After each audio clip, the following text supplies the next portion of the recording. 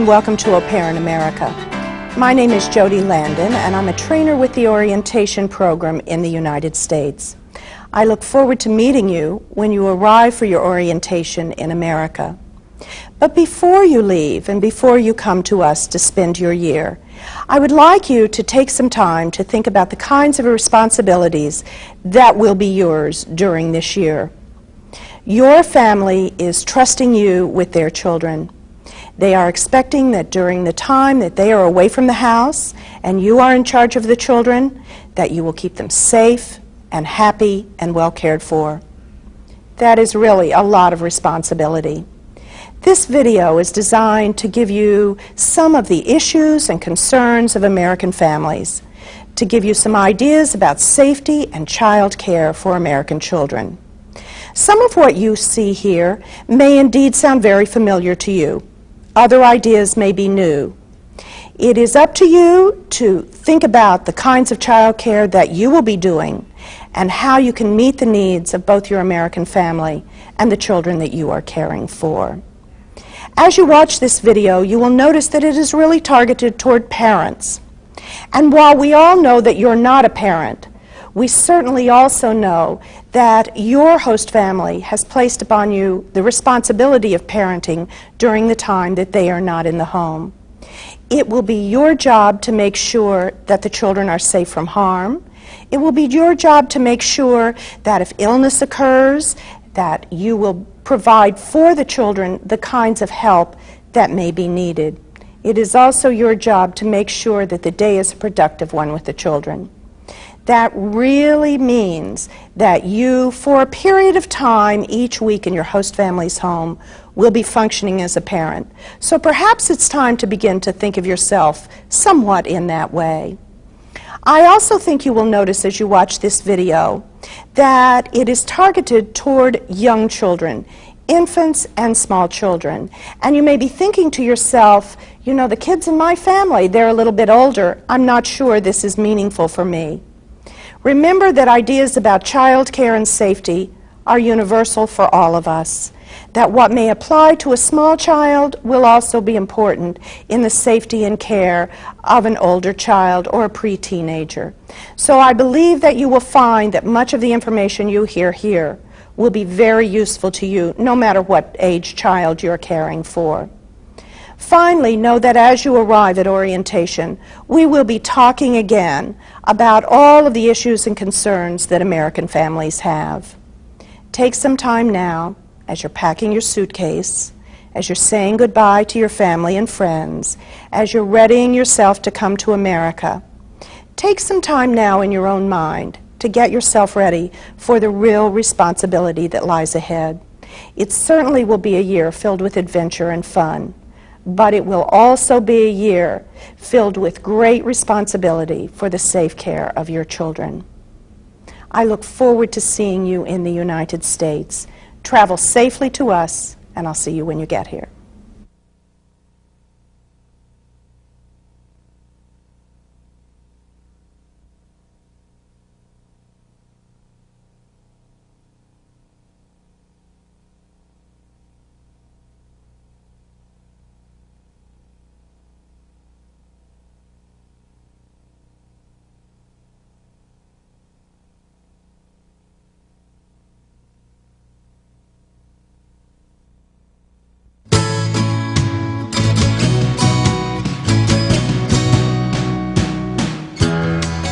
To a child, the world is filled with wonder and discovery. Every day, your child delights in new sensations, new accomplishments, new challenges, and even some questionable new tastes.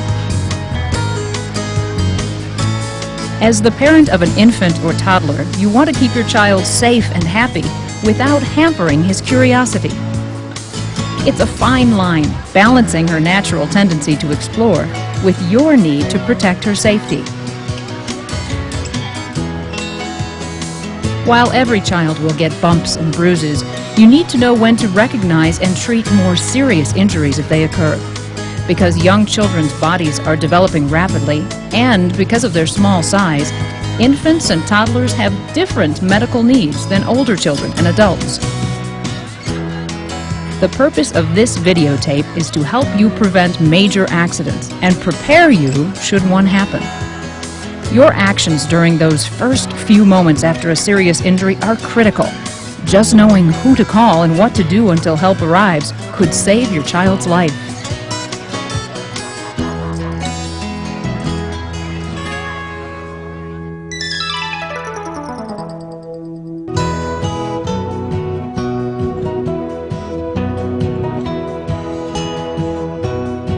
One of the simplest things you can do to protect your child is to be prepared. Every home should have a first aid kit.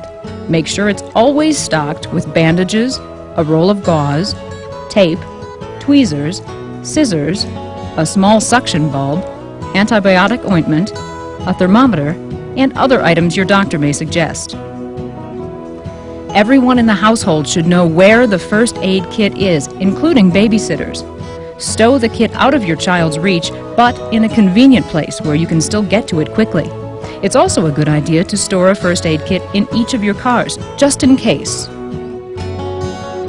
It sounds so logical, keeping a list of important numbers by phones throughout the house, but many of us just never get around to writing one up. During a time of stress, you or your babysitter don't need to waste time fumbling through the phone book. On your phone list, include the number for the emergency services in your area, usually 911, the Poison Control Center, local hospital, your doctor, neighbors, your nearest relatives, and your own work phones. Also, jot down directions to get to your home and any important landmarks. Make sure your street number is clearly visible from the road, even at night. Check your child's crib. There should be less than 3 inches between bars. Older cribs sometimes have the bars spaced farther apart, so a child's body can slip through, but not her head. This can lead to suffocation or neck and spinal injuries. Remove or tack up drapery and electrical cords. A child could be strangled if she gets tangled in loose cords. Don't operate a stationary bicycle, treadmill, or other potentially dangerous pieces of exercise equipment with your child around. Many crawlers and walkers find the spinning wheels fascinating and try to grab them. Childproof, childproof, childproof. Unfortunately, you can't just do it once and assume your home is safe. As your toddler grows, he will discover more things around the house you never suspected could be dangerous. So keep an eye on what your child is doing at all times, and use common sense.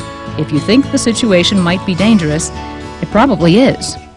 More information about childproofing is available through your doctor and library. Your job is to steer your child clear of preventable and serious tumbles.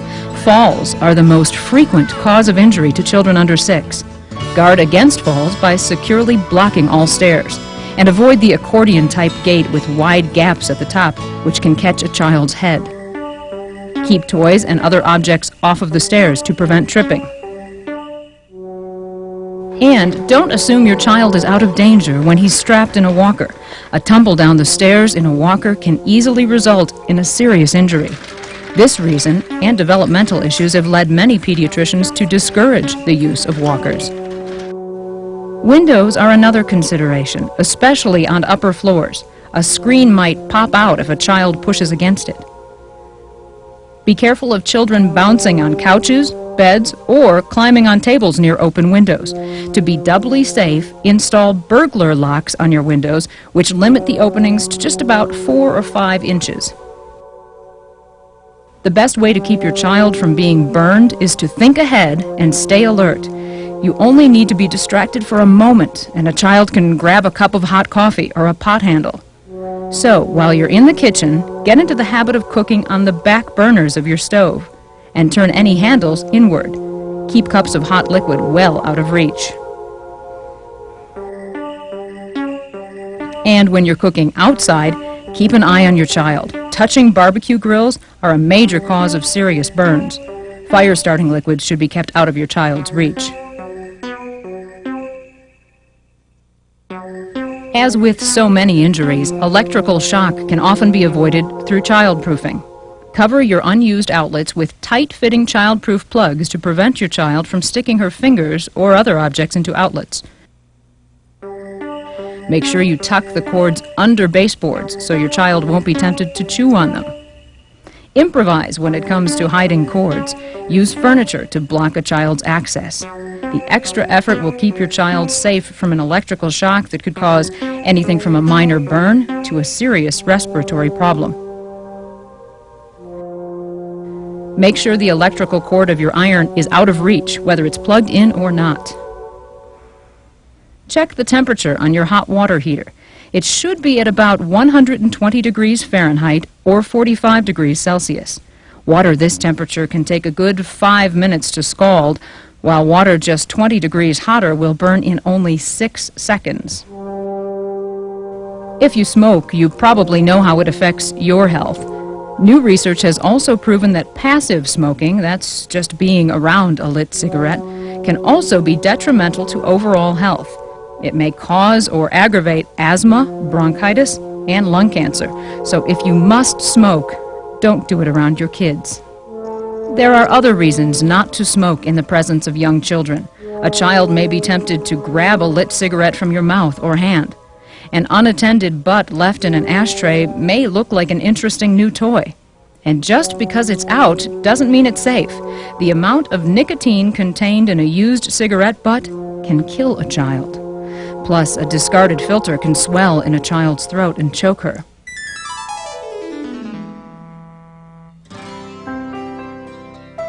Always, always use a car seat. Every year, many small children are needlessly injured or killed because they are not strapped into secure, approved car seats. The best place for a car seat is in the center of the back seat. A car seat should face backwards for infants up to 20 pounds. Your child should use a car seat until he is 40 pounds or 4 years old. Then, she should always wear a seat belt. Keep the rear window ledge clear of any objects that could slide down and injure the child. It's important to remain calm and reassuring when your child is hurt to avoid upsetting him further. Calm him by giving him a nearby toy or some especially comforting item. Talk to him while you examine the injury and determine how serious it is. And don't just focus on the obvious hurt. If your child is cut, is there also another injury, like a broken arm, that may not be so apparent? Look for a change in your child. Does he have an unusual cry or an unresponsive stare? After assessing the injury, ask yourself what caused it. Since children this age can't tell you what happened, you must rely on your own observations. Is there any broken glass, an electrical cord, maybe a pill container on the floor? How far did he fall and onto what kind of surface? These are all clues to what went on. Look for a lack of or change in responsiveness. Does your child have a cry that is unusual to you? Also, observe the mechanism of injury. Did the child fall 1 foot from a playground slide onto a loose sandy surface? Or did the child fall 3 feet from a kitchen counter onto a hard tile floor? Both are falls, but with different amounts of force. Observing what happened will help you decide on what level of emergency response is needed, from a call to your doctor to a call to EMS. If your child is unresponsive, seems to have difficulty breathing, or has other serious symptoms of distress, you should call for emergency medical help immediately. Throughout this videotape, you'll receive broad guidelines as to the severity of certain injuries. However, if you're ever in doubt, call the emergency medical system, or EMS, immediately. The system is designed to rush immediate medical care to your location 24 hours a day. The emergency network is made up of dispatchers, fire and police, emergency medical technicians, paramedics, and hospital personnel. Once you call and activate the system, emergency personnel will get there very quickly. Don't try to drive your child to the doctor or hospital yourself. You'll lose valuable time. You won't be able to carefully watch your child's condition as you drive.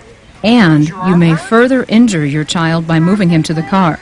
If you've decided your child needs to see a doctor quickly, call EMS.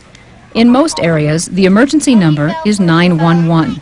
In others, you must dial a 7-digit number. A dispatcher will answer. Make sure you give the dispatcher your name, address, and telephone number. Stay on the line until the dispatcher tells you to hang up. As you're talking, he will direct trained emergency personnel to your location. You play an important role in the EMS system.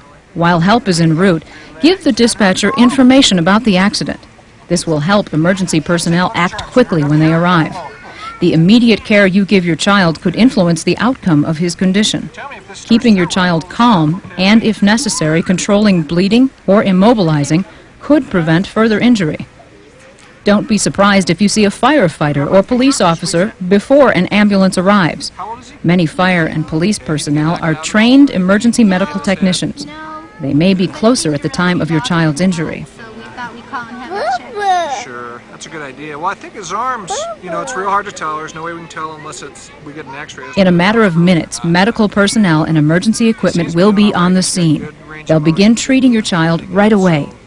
If the injury is serious, they may take your child to the hospital where physicians and nurses will continue treatment. Or they may determine that your child's injury can be treated by his regular physician during office hours. If you have the slightest doubt, call for emergency help first.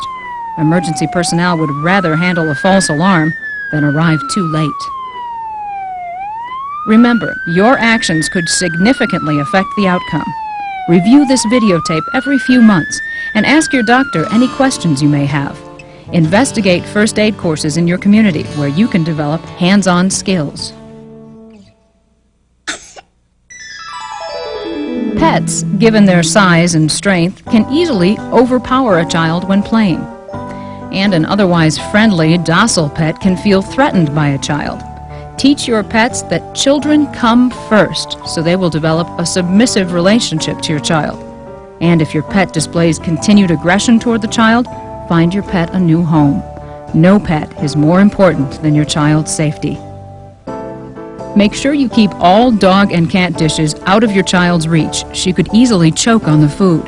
And bites are most frequently caused by children reaching into pet food. Regardless of whether you own a pet or not, your child should always be protected by a current tetanus vaccine.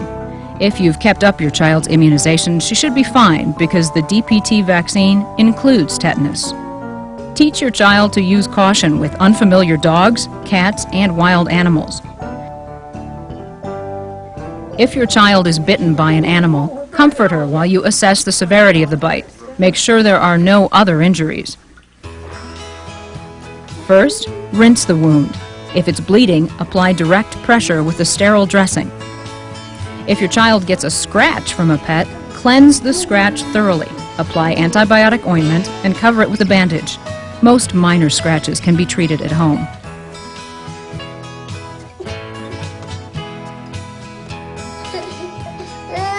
You should take your child to her doctor as soon as possible if she gets a puncture wound or a wound that's deep or gaping. All bites should be watched since they may become infected. Call EMS if the wound bleeds excessively. With any bite, especially a serious one, you should try to locate the animal. Rabies is seldom carried by domestic dogs and cats, but because of the slight risk of rabies infection, the animal may be quarantined and observed regardless of whether it has a current rabies shot. So even if you know the animal's owner, call your animal control office.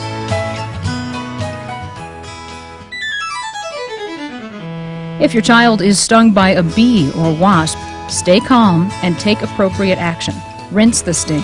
Then, look and see if you can find the stinger. Try to remove it by using a credit card or your finger to flick it out.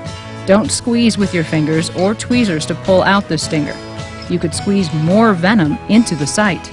Next, apply a cool compress by putting ice in a plastic bag or wrapping a bag of frozen vegetables in a towel. Or use a chemical cool pack, which can be purchased at most drugstores. When the bag is activated, it becomes cool. You may want to add a cool pack to your first aid kit. You may also give your child antihistamine, but check with your doctor first. Very few children are allergic to bee or wasp stings, but you won't know if your child is allergic until he receives his first sting. Signs of an allergic reaction include general irritability, a rash similar to hives, burning and itching of the skin, a weak, rapid pulse, vomiting, wheezing, difficulty breathing, fainting, a high-pitched cough, and a swelling of the face. A sting on the face can cause your child's face to swell without indicating an allergic reaction. So if your child gets stung on the face, look for the other symptoms as well as facial swelling. If your child displays any of these symptoms, call EMS immediately. Young skin is especially sensitive to the damaging rays of the sun. Studies have linked increased incidence of skin cancer in adults to severe sunburns received as children. Children should wear hats and protective clothing to avoid sunburn. Protect your child by applying a PABA-free sunscreen with a sun protection factor or SPF of 20 or above every sunny day. PABA is an ingredient used in sunscreen, and many children are allergic to it. Put the sunscreen on about 30 minutes before he goes outside to give the lotion time to soak into the skin. Reapply it 2 or 3 times during the day. If your child is playing in the water, you may want to reapply sunscreen more often. In the heat of the day, try to keep your child in the shade or inside. This will help prevent sunburns and 2 other more serious heat-related problems. Heat exhaustion happens primarily when children are vigorously running and playing in the sun or in a very hot area for long periods of time. Symptoms to look for are a sudden pale look to your child's skin. He'll also be sweating profusely but may feel cold and clammy. His pulse will be weak. Move your child to a cool place and loosen his clothing. If you can, take his temperature. A 102 degrees Fahrenheit or 39 degrees Celsius reading is common for heat exhaustion. Finally, give your child plenty of liquids. If your child does not respond to your home treatment within a few minutes, call EMS immediately. The second type of serious sun exposure is heat stroke. This is life-threatening and can occur after as little as 10 minutes of exposure to a very warm environment, like a closed car or unventilated playhouse on a hot day. Symptoms of heat stroke include hot, dry, red skin, dizziness or fainting, erratic breathing, a rapid pulse, seizures, temperature over 102 degrees Fahrenheit or 39 degrees Celsius. Ask someone to call for EMS while you cool the child. Move her out of the sun. Remove her clothing. Cool her down as quickly as possible. Swab her with a wet washcloth. If water is not available, improvise by pouring any safe, cool liquid like soda on her. Or wrap her in wet sheets or towels and cool with a fan until help arrives.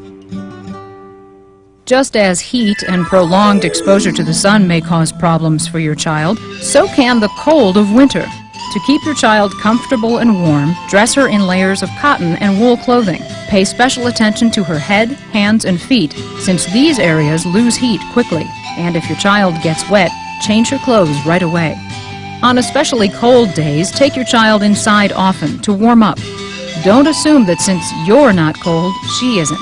Her young skin is thinner and less fatty than yours, so she's more susceptible to freezing temperatures. And don't expect your child to complain. While skin freezes quickly, the process is relatively painless. The affected areas will simply become numb until thawed. That's why it's important to check your child often, even if she seems fine, and monitor how long she's been outside. Wind chill factor will make her cold even more quickly. If you notice her skin is white in color but still soft, she may have frost nip. Frost nip is minor damage to the outer layer of skin, which can usually be treated at home.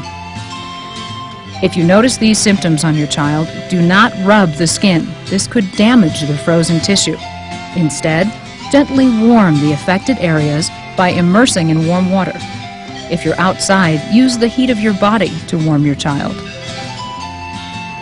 Don't take chances with frost nip. Bring your child indoors as soon as you notice symptoms. Frost nip can quickly develop into frostbite if the skin isn't warmed immediately. Frostbite is the actual freezing of the skin. Most common on the tips of the ears, nose, fingers, and toes, frostbitten areas will look white and waxy. The skin will feel hard. After beginning the warming process, take your child to the emergency department for continued treatment. As your child grows to a toddler, you may wonder what was going through your mind when you relished his first steps. Those tentative motions quickly turn into full-steam, fearless running. As your child learns to master his new mobility, he will suffer inevitable spills, crashes, bumps, and bruises, despite your best efforts. A fall from any height may result in a head or spinal injury. Call EMS if your child has neck pain, a headache, loss of consciousness, experience an altered personality, lethargy, vomiting, or discharge fluid from his ears. If your child falls onto a very hard surface or from a height greater than 10 feet, your first instinct will be to pick him up and comfort him. However, this is exactly what you should not do. Moving him may make any neck or spinal injury worse. Don't move him and keep him as still as possible. Calm him. Stabilize his head by holding it steady with the palms of your hands. You may need help from others to completely stabilize your child. Ask someone to call EMS right away. Immobilization of the neck and spine is not, in most cases, necessary for minor falls. An arm may look like a good place to grab a fast-moving toddler or lift him up, but many children have had their bones pulled out of place from well-meaning parents, so be careful not to pull or jerk your child's arms. Children's bones are more flexible than adults, but a fracture can still happen. If it does, the child's limb may or may not be bent at an odd angle. Compare it to the corresponding limb to see if it looks different. The limb will become swollen or bruised if it's broken. The fracture may even cause a break in the skin. If it does, control the bleeding, cover the fracture with a clean cloth, and call for emergency help. If the fracture occurs in a finger, you may be able to splint it by taping the injured finger to adjacent fingers, or improvise by finding a stick or other solid object to splint the finger with. Then drive your child to your doctor or hospital emergency department. If you think your child has broken a large bone like a leg or arm, or if your child is in a lot of pain, follow these steps. Stay calm and be reassuring. Look for other injuries. Expose the injured area by cutting away or lifting clothing from the limb. Ask someone else to call EMS while you control any bleeding. Cover the wound with a clean, dry dressing. Keep the limb immobilized and apply a cold compress to the break.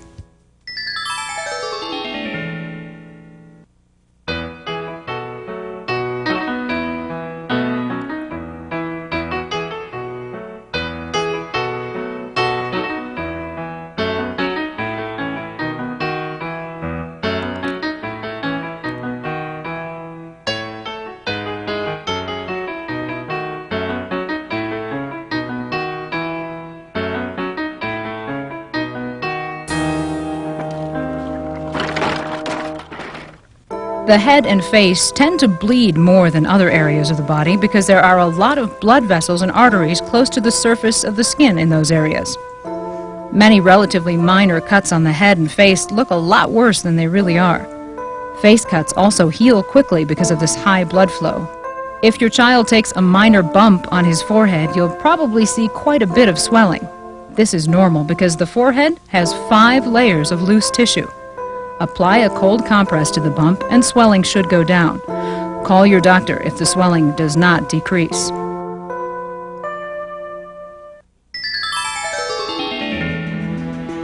Most minor cuts will stop bleeding in a few minutes once you apply gentle, direct pressure. You can use a sterile dressing, a clean cloth, even your clean bare hand if you have to. And if the blood soaks through the dressing, don't remove it. That may dislodge any clots that are forming. Instead, add new layers and maintain the pressure. You can also wrap the dressing with a roll of gauze, cloth, or strips of linen. This extra pressure may help stem the bleeding, but make sure the bandage is not tight enough to cut off the circulation, and if possible, elevate the injured area. For minor cuts, you can simply wash the site with soap and water, apply antibiotic ointment, and a loose Band-Aid. Keep an eye on the wound as it heals to make sure there's no infection.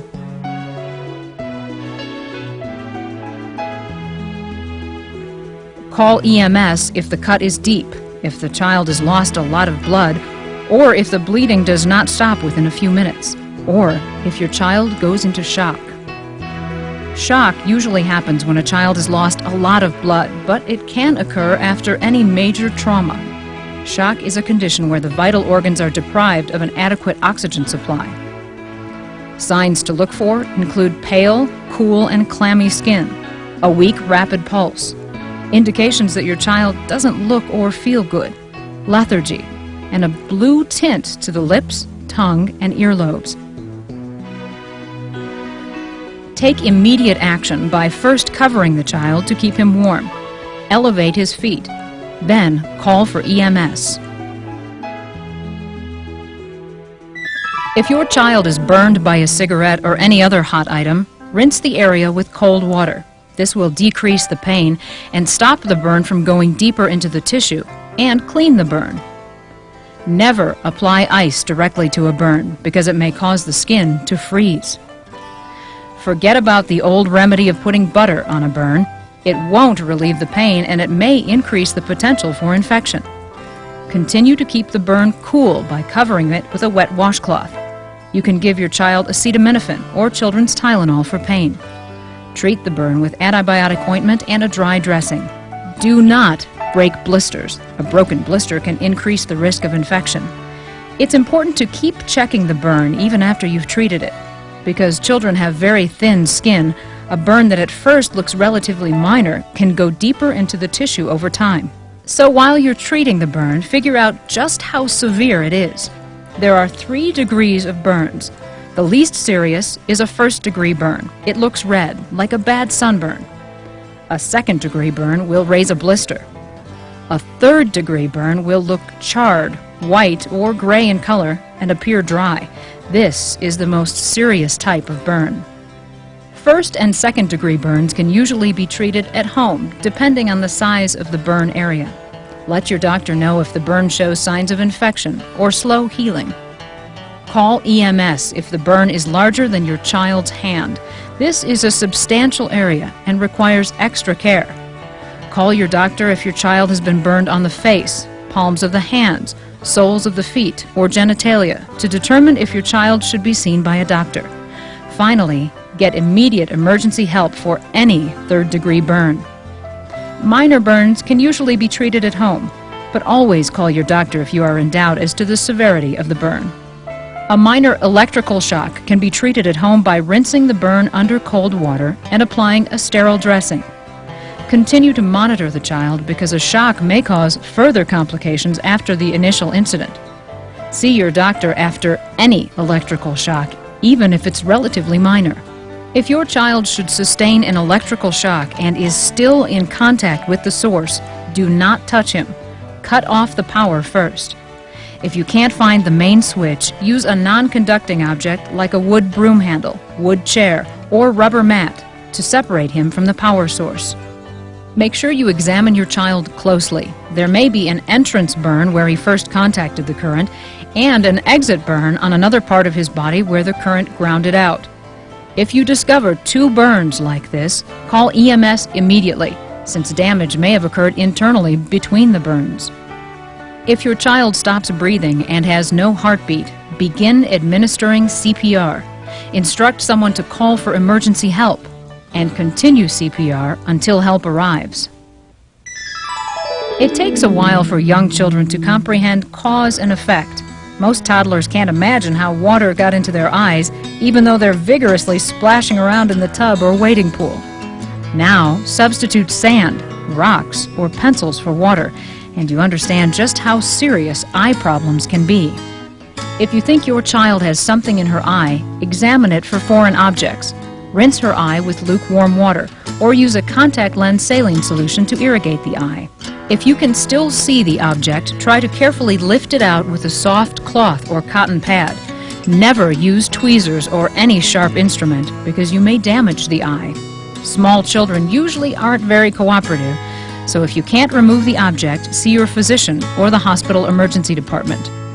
If you can't see the object and your child is complaining of increased pain in the eye, or if the eye is tearing, see your doctor or the hospital emergency department. You'll also want to call your doctor if the child's pupil or iris looks different in shape, or if there is a brown stain over the white part of the eye. If you notice a large foreign object embedded in the eye, don't try to remove it. Call EMS. Then immobilize the object with a cotton dressing and tape it in place. If any chemical, such as Drano, cleaning agents, or gasoline has been splashed into the child's eye, immediately flush the eye with water. Continue flushing for at least 20 minutes. Instruct someone to call poison control or EMS. They may tell you to continue flushing the eye for up to 60 minutes, depending on the agent. For some reason, toddlers' noses tend to be magnets for foreign objects. As your child goes through the stage of fitting one thing inside another, he'll eventually experiment with turning his nose into a walking suitcase. A bulb aspirator is an invaluable part of your baby's supplies. It can remove congestion when your child has a cold, plus get rid of hard nasal matter. If the aspirator doesn't work, carefully try to remove the object with your fingers. Many grocery stores sell saline solution for use with contact lenses. If nasal matter is too far back, try putting a few drops of saline solution up your child's nose and waiting for the matter to soften. Many times the object will work its way out on its own once softened. If not, use the aspirator again. If there is a bad smell or pus coming from a nostril, there may be a foreign body in the nasal passage. Make an appointment to see your doctor during regular office hours to have the nose examined. Some infants and toddlers are prone to nosebleeds, particularly in dry climates. One way to prevent nosebleeds is to use a humidifier in the child's room during nap times and nights. You can also apply petroleum jelly with a cotton swab to the inside of his nose up to 4 times a day. If your child does have a spontaneous nosebleed that isn't associated with a fall or bump, first ask him to blow his nose hard. Then lean the child forward and pinch his nose for at least 5 consecutive minutes. The blood should clot, and after the bleeding stops, gently apply petroleum jelly to the inside of his nose to prevent drying. Don't let the child blow his nose for several hours. The mouth is another frequent trouble spot. Children often bite their lips while taking a tumble. If there is no other injury, just apply direct pressure to the cut with a clean compress. After the bleeding stops, apply an ice pack to the injured area. Cuts to the lips or tongue should stop bleeding within a few minutes. If a tooth has been knocked out, make sure it's not still in the child's mouth where he can choke on it. Any accident-related tooth injury or loss should be seen by a dentist or doctor immediately. If you notice a puncture wound to the roof of the mouth or through the cheek, call your doctor.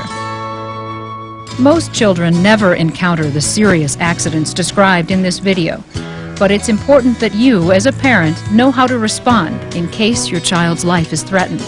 Your actions during those first critical moments after an accident could save your child's life. Remember to stay calm and be reassuring. And if you're ever in doubt about the severity of an injury, call EMS. The emergency medical system provides your family with fast, professional emergency care. Help will arrive for your child in a matter of minutes. In an emergency, it's natural to forget some of what you've learned. But don't worry, the emergency medical dispatchers are trained to give you specific information on what to do until help arrives.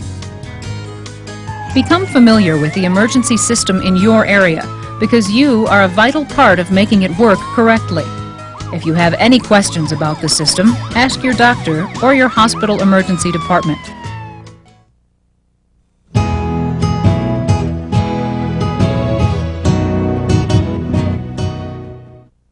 If you are ever in doubt, call the emergency medical system or EMS immediately. The system is designed to rush immediate medical care to your location 24 hours a day. The emergency network is made up of dispatchers, fire and police, emergency medical technicians, paramedics, and hospital personnel. Once you call and activate the system, emergency personnel will get there very quickly. Don't try to drive your child to the doctor or hospital yourself. You'll lose valuable time.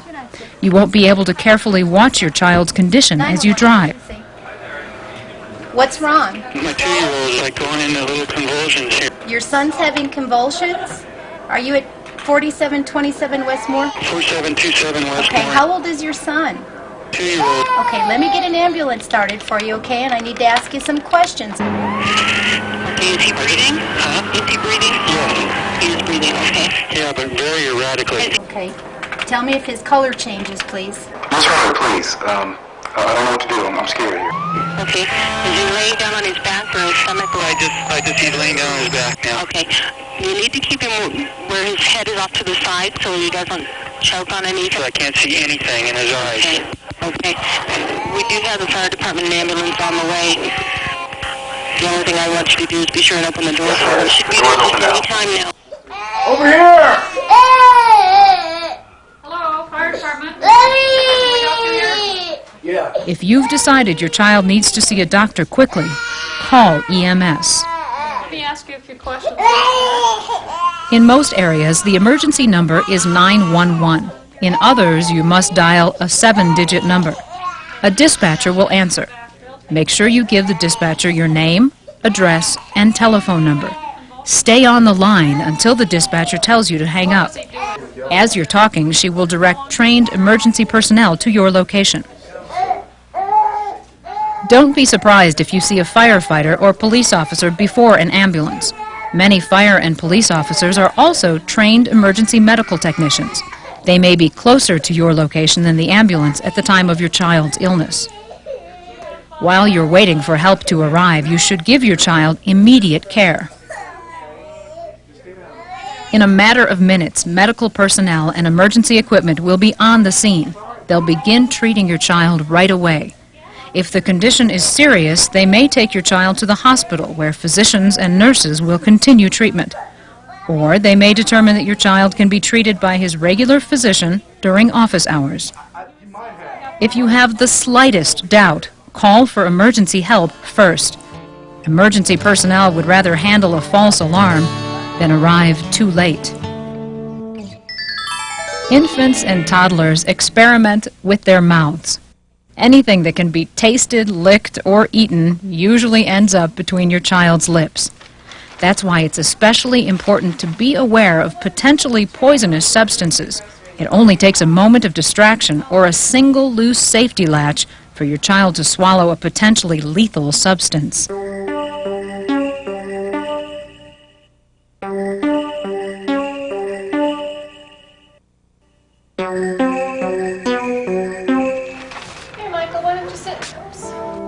You probably have a very good idea of the obvious poisons around your house, but some not so obvious ones are liquor, mouthwash, deodorant, hairspray, nail polish, and any medicines, including any prescriptions you keep on your nightstand.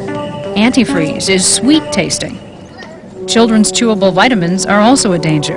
Kids think they're candy, but ingesting too many of these can be as dangerous as any other poison. Keep these and other poisons out of reach. Always store liquid chemicals in their original containers.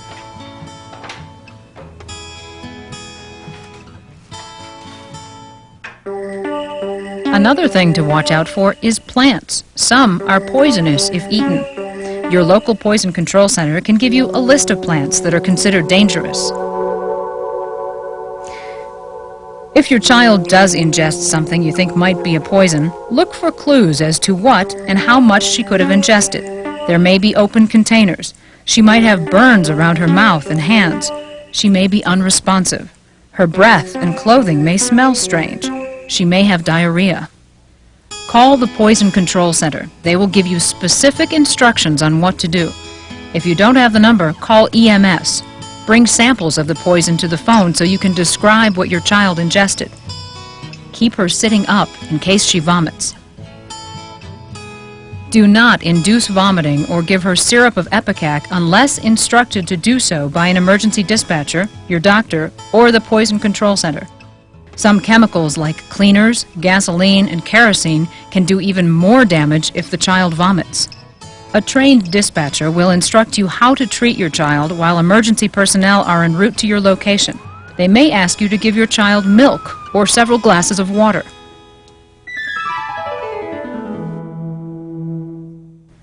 Some children never get croup, while others seem to be plagued by it.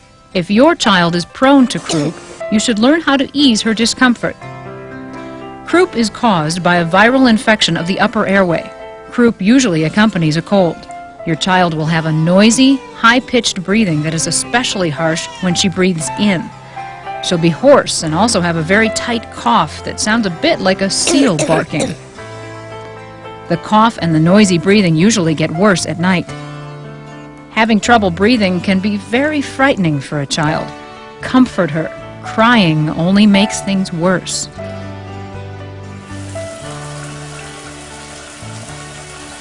You may be able to open the breathing passages by sitting in a warm, moist environment for at least 10 minutes. Fresh air also seems to work. If the cool vapor mist doesn't help, take your child outside for a few minutes if the night is just a bit cool.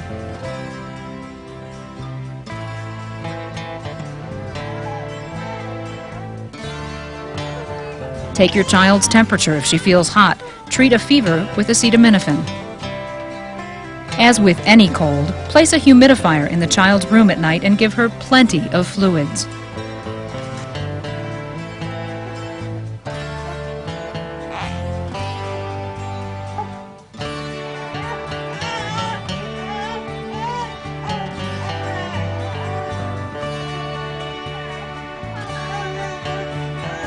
If none of this seems to help, call your doctor. Continual noisy breathing, even when she isn't crying or coughing, warrants a call to your doctor. If your child has a high fever with severe croup, call your doctor or visit the hospital emergency department. Call EMS if your child is having breathing problems, is lethargic, or has bluish skin. Besides croup-like symptoms, also be aware of quick, shallow breaths or drooling. Some children will rock as they try to breathe. Infection of the upper airway can cause the tissue at the base of the tongue to swell. This could cause a partial blockage of the airway. Signs are the rapid onset of high fever, sore throat, muffled voice, and reluctance to talk or eat. The child may have a high-pitched breathing sound without the barking associated with croup. Look for changes in the child's level of consciousness. While fever is probably the most common symptom of illness in a child, that doesn't make it any less worrisome. It may help to know that fever is the body's normal response to infection, and in itself is not harmful. Most fevers last 2 to 3 days. Digital thermometers are easier to read than the older mercury type, and they let you take your child's temperature under his arm. This is especially useful when your child is asleep. For children older than 2 months, the temperature is usually taken under the arm, but you might want to ask your doctor about the best method. There are also ear thermometers, which cost a little more, but take the child's temperature in just seconds. However, ear thermometers are not accurate for infants younger than 2 months old. Normal body temperature is 98.6 degrees Fahrenheit or 37 degrees Celsius. However, it is usually lower in the early morning and higher in the evening. Fever that is untreated does not get higher, but treatment will make your child more comfortable. The temperature of the fever is not related to the severity of the illness. How your child is acting is a much better indicator of just how sick he is. An active, happy child with a temperature of 103 degrees Fahrenheit is less of an immediate medical problem than a child who has a relatively low fever of 101 degrees Fahrenheit but is lethargic. Call your doctor in either case. The point is, you know your child better than anyone, so it's important you observe him carefully. If your child is under 2 months and has a fever greater than 99 degrees Fahrenheit, call your doctor. Also, call your doctor if your child has a fever of 103 degrees Fahrenheit or higher, if he is very fussy or sleepy, or if a rash accompanies the fever, or if he has a fever for more than 2 days, or if he seems to be getting worse instead of better. If your child has a low-grade fever, you can begin treating him with acetaminophen. Call your doctor to get the exact recommended dosage. Remember, acetaminophen comes in 3 types: drops, suspension, and suppositories. The dosage is different for each type. Never give a child aspirin unless it's recommended by your doctor. Aspirin has been associated with Reye's syndrome, a rapidly progressing condition that causes coma. Acetaminophen usually brings down fevers of 102 degrees Fahrenheit or higher pretty quickly. However, if your child's temperature still reads above 103 degrees Fahrenheit 30 minutes after giving him acetaminophen, reduce the fever by sponging your child with tepid water. Don't add alcohol to the water. It can lead to unconsciousness. Place him in a cool room with a fan. After sponging your child down, take his temperature again. If it's below 102 degrees Fahrenheit, dress him in light pajamas, and don't bundle him in blankets. Have him drink plenty of fluids. Seizures are sometimes associated with fevers. Seizures are an interruption of the normal electrical activity of the brain. Seizures or convulsions are actually quite common. 5 out of 100 children experience them. The most obvious symptom of a seizure is uncontrollable shaking, usually of the entire body. A seizure usually lasts less than 5 minutes, but can be prolonged. It often accompanies ear infections and viral infections, and usually occurs when the child's temperature is over 102 degrees Fahrenheit. Seizures may occur more than once. If your child begins to have a seizure, do not restrain him. Place him on a carpeted floor or soft surface where the child cannot fall. Move any object, such as furniture, away from him to avoid injury. Loosen any tight clothing and don't put anything in your child's mouth. Children do not swallow their tongues, and forcing something in their mouth can cause injury or induce vomiting. Ask someone to call EMS. Be aware that he may vomit. If so, clear his mouth. He may also lose bladder or bowel control. His eyes may roll back, and his skin may have a blue tint. Lay the child down on his left side. This will help prevent him from choking on saliva or vomit. Undress him if he feels hot, but don't put him in a bathtub to cool down. During and after the seizure, check your child's breathing patterns. He may be taking very shallow breaths. This is common. If your child is not breathing and has no pulse, begin CPR. Most children won't remember their seizures. After the movements have stopped, cool your child by sponging him. Give him acetaminophen if he's awake and can swallow. Diarrhea is one of the most common illnesses in infancy. It can be caused by viruses, bacteria, and allergies, among other things.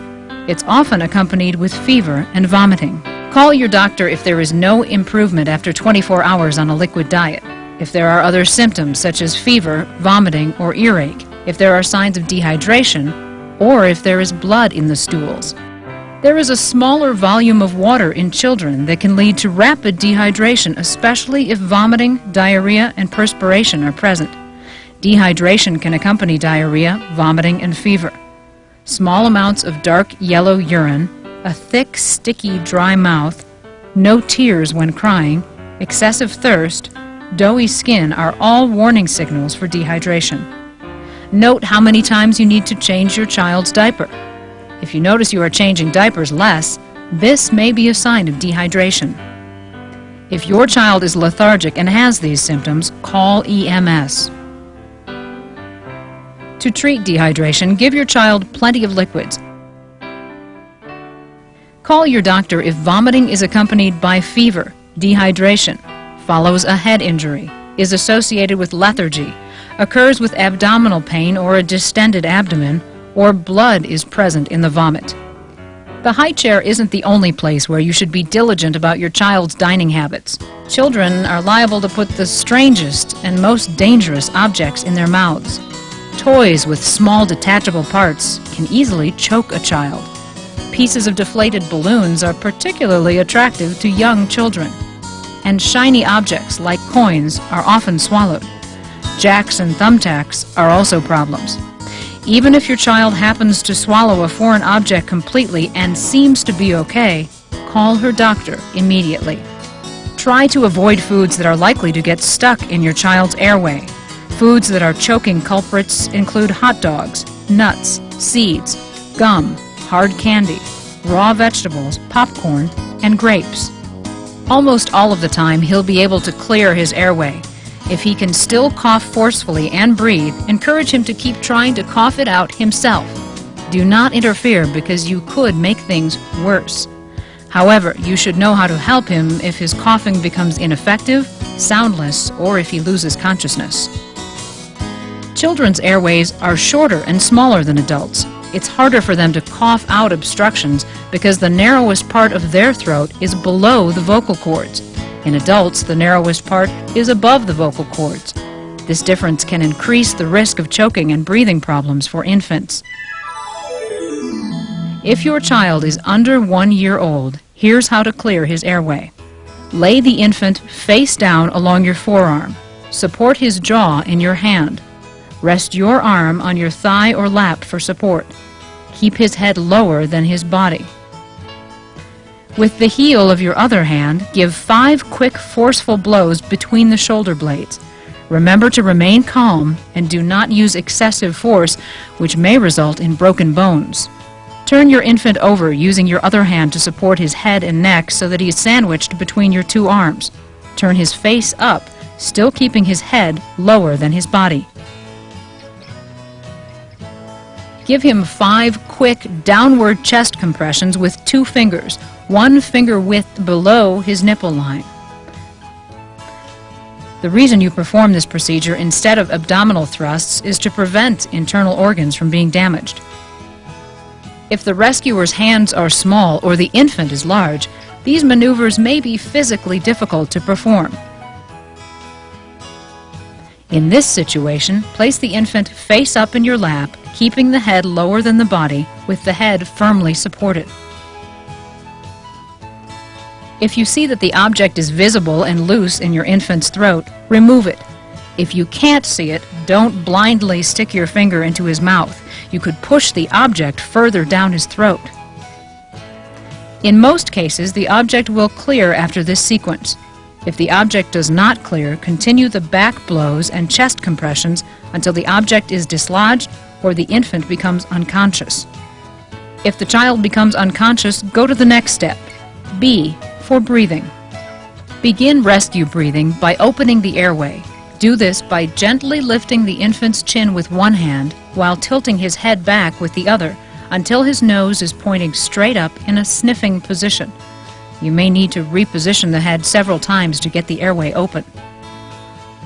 The rescuer's mouth covers the infant's nose and mouth, creating a seal. Give the infant 2 small puffs as if you're blowing out a candle, with pauses in between. Watch for the infant's chest to rise. If the chest does not rise, repeat back blows, chest compression, and rescue breathing attempts until the object is expelled and rescue breathing is successful. Do not stop until help arrives.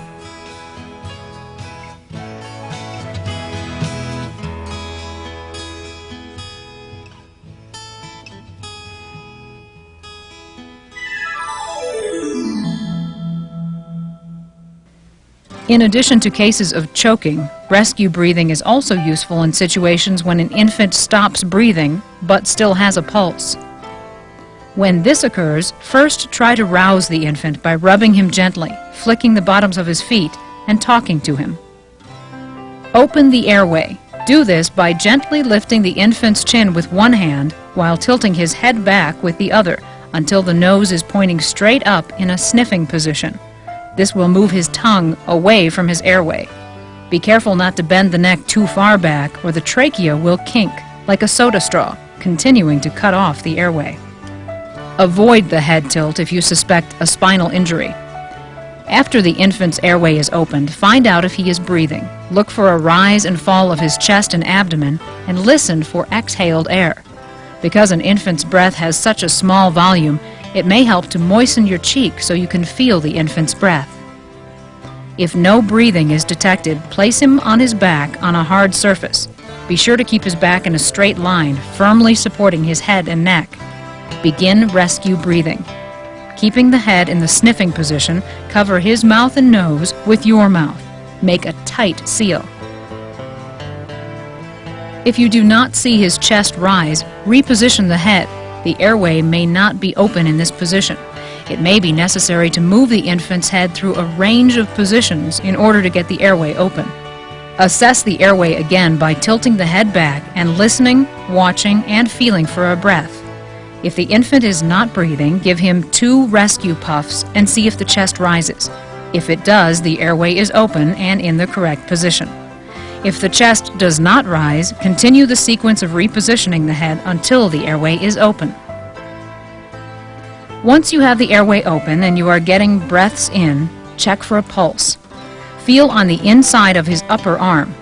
Infants have short necks, so it's difficult to locate a pulse there. And do not use your thumb. It has a pulse.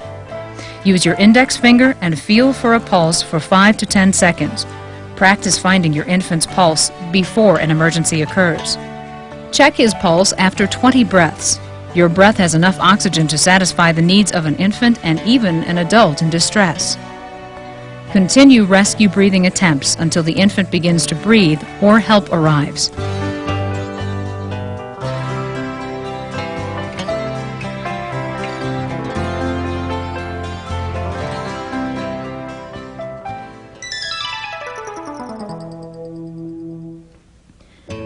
If the infant is still not breathing and you cannot feel a pulse, go to Step C, circulation. When both pulse and breathing have stopped, CPR is necessary. Cardiopulmonary resuscitation, or CPR, is a combination of mouth-to-mouth resuscitation and chest compressions. Through this combination, you will actually be breathing and circulating blood for the unconscious infant. Remember, if the airway is not open, then breathing and chest compressions will not be effective. CPR follows the ABCs: airway, breathing, and circulation. CPR is repeating the airway and breathing you've already learned and adding circulation. The sequence we are about to show you applies only to infants under 1 year of age. Before beginning CPR, assess the situation. Rub the infant gently, flick the soles of his feet, and talk to him to find out if he is conscious. Call out for help. If he does not respond, turn him onto his back and place him on a hard surface. Firmly support his head and neck. Remove all clothing from his chest. The first step is A, open the airway. Do this by gently lifting the infant's chin with one hand while tilting his head back with the other hand until his nose is pointing straight up in the sniffing position. This will move his tongue away from his airway. Remember not to tilt the neck back too far or you will kink the trachea. If you suspect a spinal injury, pull his jaw forward without moving his head or neck. Do not let his mouth close. Next, look, listen, and feel for breathing. Look carefully to see if the chest is rising. Put your ear close to the infant's mouth and listen. Feel for the infant's breath on your cheek. Continue this for a full 10 seconds. If the infant is not breathing, begin Step B, mouth-to-mouth resuscitation. Keeping the head in the same position, cover his mouth and nose with your mouth. Make a tight seal. Give the infant 2 small puffs with pauses in between, as if you were blowing out a candle. An infant's lungs are much smaller than yours, so do not breathe too hard because you could damage his lungs. Watch for the infant's chest to rise. If you do not see his chest rise, reposition the head and continue rescue breathing attempts. Once the airway is open and breaths are going in, check for a pulse. Do this for 5 to 10 seconds. The brachial pulse is on the inside of the upper arm between the infant's elbow and shoulder. If there is no pulse, begin Step C, circulation. You will have to help the infant breathe via mouth-to-mouth resuscitation and circulate blood through his body through chest compressions. To start chest compressions, place 2 or 3 fingers on the sternum, 1 finger width below the nipple line. Be sure to avoid compressing the lowermost portion of the sternum. Use your free hand to hold his head in the tilted position. Your fingers should depress the chest approximately 1/3 to 1/2 the total chest depth. That's about 1/2 to 1 inch, depending on the size of the infant. Using your fingers, give 5 rapid compressions in a smooth and rhythmic manner. At the end of each compression, release pressure without removing your fingers from his chest. After 5 chest compressions, begin ventilation by giving the infant 1 rescue puff. Your compression rate should be 100 compressions per minute. Continue this 5 compressions and 1 puff sequence until the infant starts breathing on his own or until help arrives. Do not give up. Many infants have been kept alive through sustained CPR. If the infant vomits, which is common, turn his head and remove the vomit. Then continue CPR. If you are alone, perform CPR for a full minute before calling for emergency help. Turn the infant on his left side before leaving for the phone, unless you suspect a back injury. Better yet, carry the infant with you if possible. Do CPR for 1 minute, then check for a pulse. If you feel a pulse, stop the chest compressions, but continue to give 1 breath every 3 seconds and monitor the pulse. If there is breathing, maintain an open airway and monitor breathing and pulse.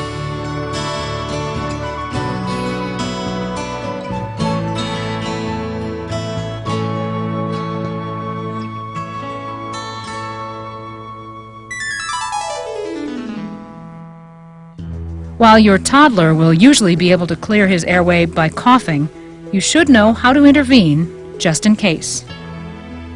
If your child is over a year old, you can perform abdominal thrusts. To do this, stand or kneel behind him with your arms under his arms and wrap your arms around his chest. Make sure your shoulders are at the same height as the toddler's. Place your thumb on his belly button and make a fist. Roll your fist into his abdomen and grasp it with your other hand. Your fist should be slightly above the belly button and well below the sternum. You do not want to apply force to the lower parts of the sternum, which could cause damage to internal organs.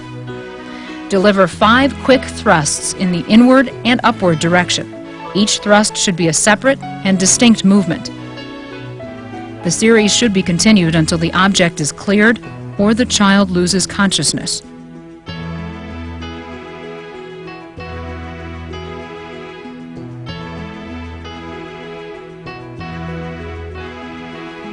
If the toddler becomes unconscious, begin step B, breathing.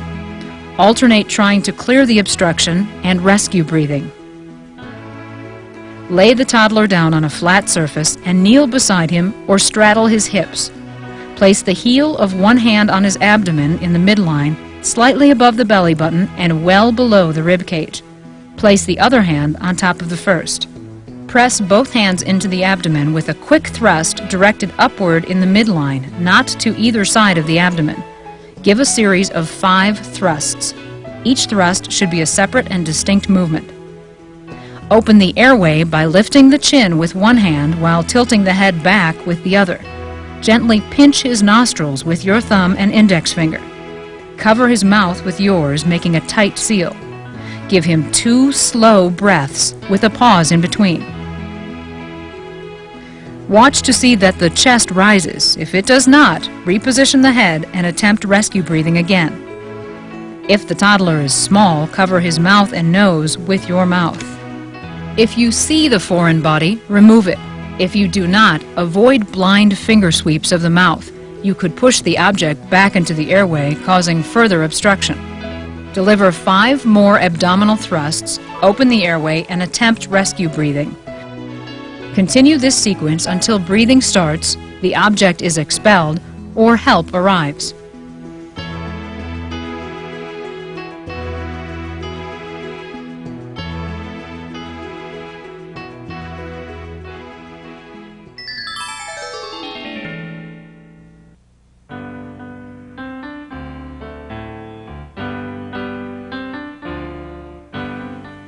In addition to cases of choking, rescue breathing is also useful in situations when a toddler stops breathing but still has a pulse. When this occurs, lay him down on his back on a hard surface. Be sure to keep his back in a straight line, firmly supporting his head and neck. Open his airway. Gently lift his chin with one hand while tilting his head back with the other. This will move the tongue away from his airway. If you suspect a spinal injury, move his jaw forward without moving his head and neck. Do not let his mouth close. Begin rescue breathing. Gently pinch the nostrils with your thumb and index finger. This will keep the air you are about to breathe into him from escaping. Now cover his mouth with yours. Make a tight seal. Give the child 2 slow breaths with a pause in between. Watch to see if the chest rises. If his chest does not rise, reposition the head. The airway may not be open in this position. Assess the airway again by tilting the head back and listening, watching, and feeling for a breath. Look carefully to see if the chest is rising. Put your ear close to his mouth and listen. Feel for a breath on your cheek.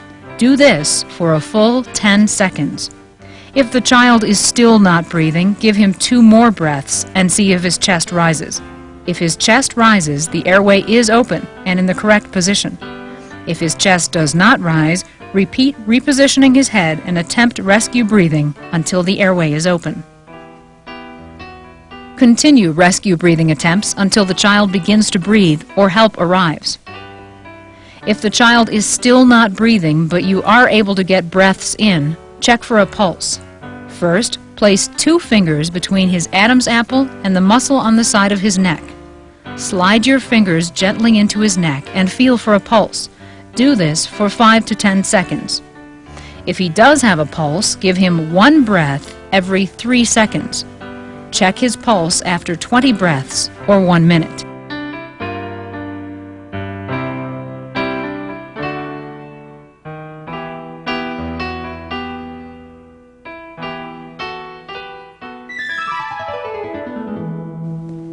If he does not have a pulse, go to step C, circulation. When both breathing and pulse have stopped, CPR is necessary. Cardiopulmonary resuscitation, or CPR, is a combination of mouth-to-mouth resuscitation and chest compressions. Through this combination, you will be breathing and circulating blood for the unconscious child. Remember, if the airway is not open, then breathing and chest compressions will not be effective. CPR follows the ABCs: airway, breathing, and circulation. CPR is repeating the airway and breathing sequences you have already learned and adding circulation. Before beginning CPR, assess the situation. Shake the child gently and call his name to find out if he is conscious. Call out for help. If he does not respond, turn him onto his back and place his head in a straight line, firmly supporting his head and neck. Remove all clothing from his chest. Open the airway. Do this by gently lifting his chin with one hand while tilting his head back with the other. This will move his tongue away from his airway. Next, look, listen, and feel for a breath. Look carefully to see if the chest is rising. Put your ear close to his mouth and listen. Feel for a breath on your cheek. Do this for a full 10 seconds. If the child is not breathing, begin mouth-to-mouth resuscitation. Keeping the head in the same position, gently pinch his nostrils with your thumb and index finger.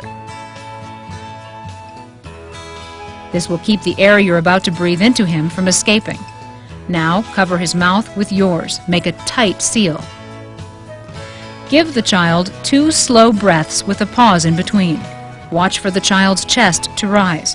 Do not breathe too hard or his stomach may fill up with air, not his lungs. If you do not see his chest rise, reposition the head. The airway may not be open in this position. Once the airway is clear and you see the child's chest rise, check for a pulse by first placing 2 fingers between his Adam's apple and the muscle on the side of his neck. Slide your 2 fingers gently into his neck and feel for a pulse. Do this for 5 to 10 seconds. Be careful not to reach across his neck because you could cut off his air supply. If he has no pulse, start CPR. Begin chest compressions by placing 2 fingers above the notch at the bottom of the rib cage. Use only one hand. Using the heel of the same hand, quickly and gently press down into the chest 5 times. Your palm should only depress the chest about 1/3 to 1/2 the total chest depth. That is about 1 to 1.5 inches, depending on the size of the child. Count aloud to establish a rhythm. 1, 2, 3, 4, 5, breathe, and so on. Do this smoothly and evenly, keeping the palm of your hand on his chest at all times. Hold his head in the tilted position with your other hand while performing the compressions. This will provide ventilation without having to reposition the head. After 5 chest compressions, begin ventilation by giving the child 1 rescue breath. Continue this 5 compressions and 1 breath sequence 20 times. After 20 times, check for a pulse for 5 to 10 seconds. If you do not feel a pulse, continue the 5 compressions, 1 breath, and checking pulse sequence until the child begins to breathe or help arrives. Do not give up. If you feel a pulse, stop the chest compressions, but continue to give 1 breath every 3 seconds and monitor the pulse. If there is breathing, maintain an open airway and monitor breathing and pulse. If you are alone, perform CPR for a full minute before calling for emergency help. Turn the toddler on his left side before leaving for the phone unless you suspect a back injury. Better yet, carry the child to the phone with you if possible.